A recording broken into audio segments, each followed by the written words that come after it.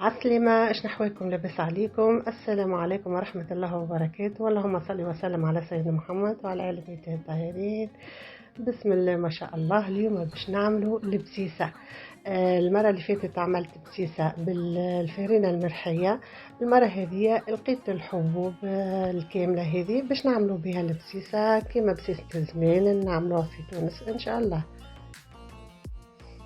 وتوا نقول لكم شنو عملت بالضبط. حطيت 2 كيلو قمح، وحطيت كيلو حمص ورطل، يعني نصف كيلو عدس. اللي ما يحبش العدس يكمل نص كيلو حمص. خديت 100 جرام تابل و30 كروية، وحطيت 60 جرام زعتر و60 جرام كليل. حطيت فيها 100 جرام بردقوش ولا المردقوشة كما نقولوا نحنا.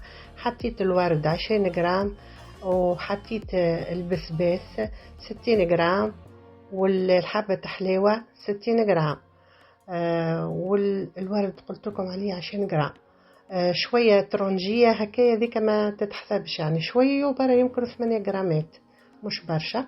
وحطيت مغرفة متاع أكل حلبة. الحلبة اختيارية، ما هي لازم راهي تحطوا شوية. قشور البرقدان حطيت 70 جرام هكاك، ما بين 70 و 80 جرام. توا هكايا باش نبداو نقليو في القمح. توا بديت تقنية في القمح. انا حبيت نقول لكم راهو القمح اللي هناك نبداو مقشرينه، نحيلو النخاله نتاعو، يعني بنشلو الخاله هذايا. هما يطيبوه كيما نحنا نطيبوا البرغل وندخلينه في ماكلتهم، لكن في القشره هذيك في النخاله ما ينحيوها، يبيعوها اصلا وحدها. هذيك تبدا اغلى من القمح بيدو. وتوا نحط القمح نتاعي على نار باهيه متوسطه، لا هي قويه برشا ولا هي ضعيفه، وكل واحد كيفاش يحب يطيب القمح نتاعو. اللي يحب يعمل بسيسه صفرة ما يطيبوش برشا، واللي يحب مثل الكعبه تبدا طايبه بالكدا تجيه راهو سمرة شويه. انت شنو تحب؟ بعد ما قليت القمح الكل، توا نحط فيه الاعشاب العطريه هذه، على خاطر مانيش مش نقليها، ما تستاهلش باش تتقلي. نحطوها وهو القمح سخون هكاكا ونحركوها مع بعضها.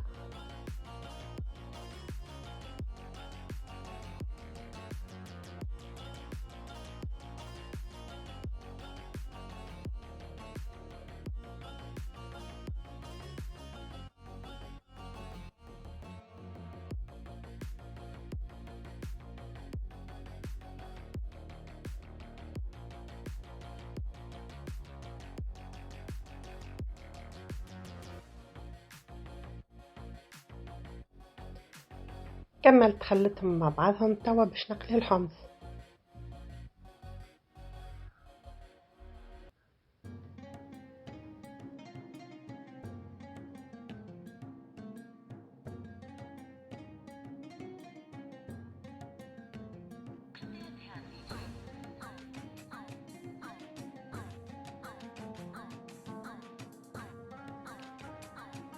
توا كملت قلينا الحمص.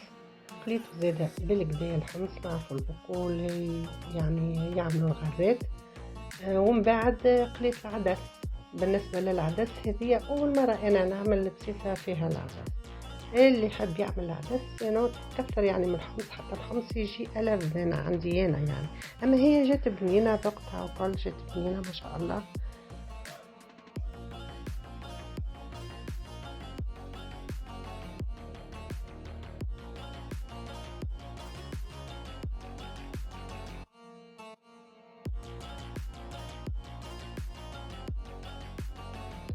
بعد ما كملت تقليد العدس، توا باش نحط التابل والكروية والحلبة والبسباس وكله والحبة الحليوة كلهم باش نقليهم مع بعضهم. والبرقدان من بعد القشور متاع البرقدان من بعد نقليها زادة وحدها. سخنوهم يعني تسخين لين نسمعك التكتيك نتاعهم هكايا. هذه شوية الحلبة اللي قلت لكم عليها.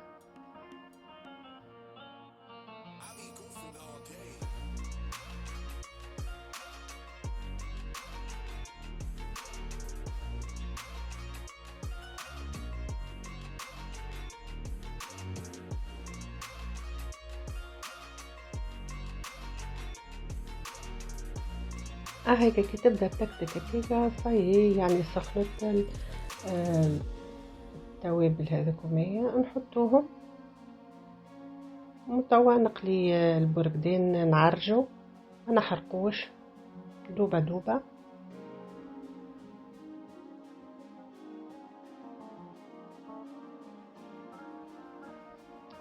ما شاء الله توا قليت البسيسة نتاعي الكل، نقلتها في إناء ما أكبر باش نخلطهم مع بعضهم، وباش كيف نجي نرحي يبدا كل شيء مخلط هكايا متوازن.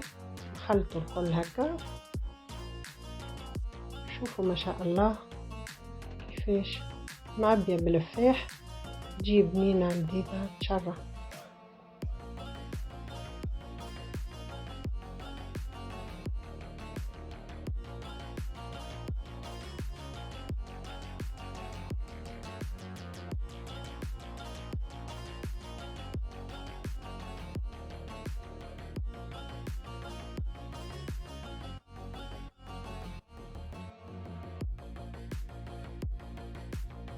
بسم الله ما شاء الله جات فيها ريحة تهبل معبية الدنيا. توا باش نقلها للإناء الماء أصغر هذاكيا، على خاطر لاخر وقت كي باش نرحي باش نحط فيها القصعة هذيكية. باش ناخو الماكينة هذه ترحي القمح، ترحي يعني الحاجات الصلبة الكل كيما الحمص، ترحيهم بالكدا. الحاصل المرة الأولى هي ترفع كيلو، راهو أنا مش نحط قريب رطلة كيكا ما نعبيوهاش للفم، نخليوها باش تنجم تدور وترحينا بالكدا. مش نرحي المرة الأولى ونحل ونشوف باش نعرف من بعد الوقت قداش نخليها وهي ترحي.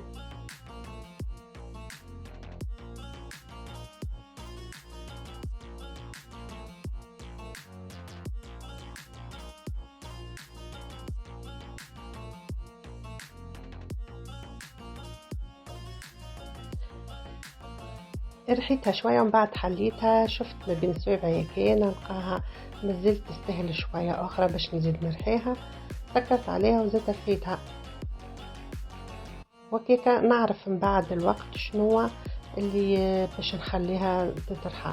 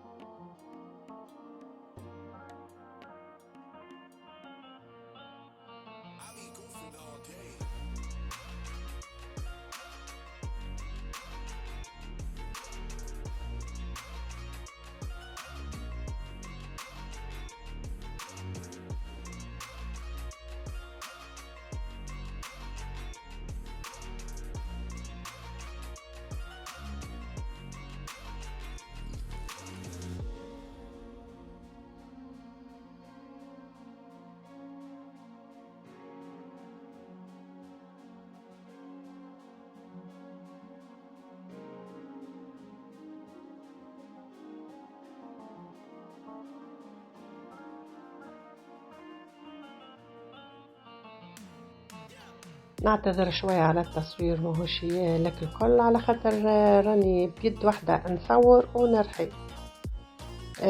من بعد ما رحيت رحيتين، توا باش نذوق البسيسة حبيت نذوقها قبل ما نرحيها الكلها.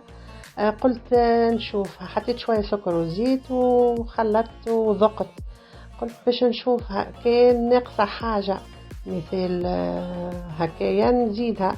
يا اخي جات فاوحة ما شاء الله، كل شيء بالكدا يعني. وما ننسيوش راهو حطيت شوية ملح زيادة، ما نسيت ما قلتهاش.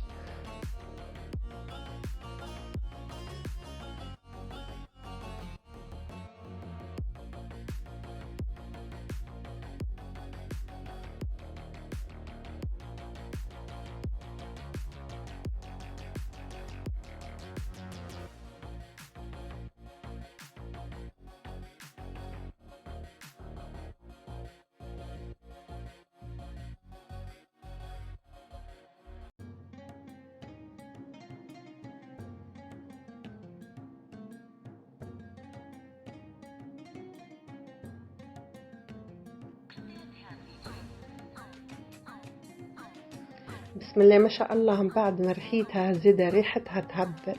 اما هذيك توا راهي سخونه، حتى الماكينه هذيك كي نرحيو بها هي تخرج البسيسه سخونه كأنك رحيتها في ماكينه الشارع.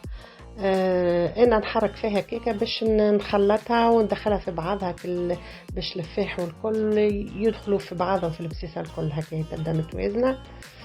صفيتها بالصفيه هذيك الشيده وما خرج منها برشا، يعني ديشي يمكن مغرفه نتاع اكل، يعني ديشي خرج منها ما شاء الله. بسيسه فاوحه وبنينه تشرح.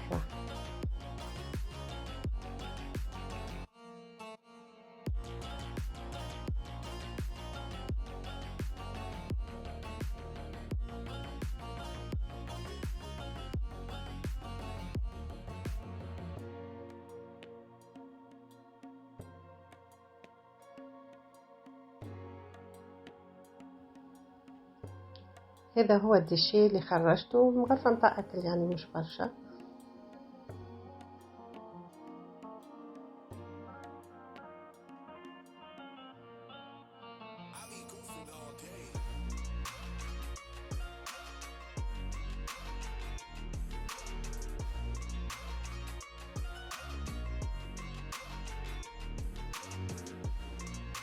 البسيسة حضرت ما شاء الله. حطيت زوز مغارف سكر ارطب ومعاهم البسيسة. راهو مش نقولكم قداش باش نحطو باش نخلطو، على خاطر بالنسبة للسكر راهو كل واحد شنو يحب ياكل بسيستو كيفاش. واحد يخلطها بالشامية، الاخر يخلطها بالسكر، واحد يخلطها بالعسل، كل واحد كيفاش يحب. بالنسبة لي انا خلطتها بالسكر وش نعمل لها شوية زيت زيتونة ورحيت شوية لوز عرجته ورحيته. بالنسبة للفواكه الجافة راهو ما نحطهاش انا مع البسيسة نخليها وحدها، والفواكه الجافة وقت اللي نجيب باش نخلط البسيسة نرحي شوية كيما نحب. يعني نحب نحط لوز، يعني نحب نحط بفريوة ولا زوزة ولا بيستاش كيما تحبوا انتوما، لكم الاختيار. تو نقول اللهم دمها نعمة واحفظها من الزوال. وان شاء الله راهي عجبتكم الريسيت، وان شاء الله راكم عديتوا معايا في الفيديو يعني وقت طيب وممتع. وفي الامان وبسلامة في ريسيت اخرى جديدة ان شاء الله.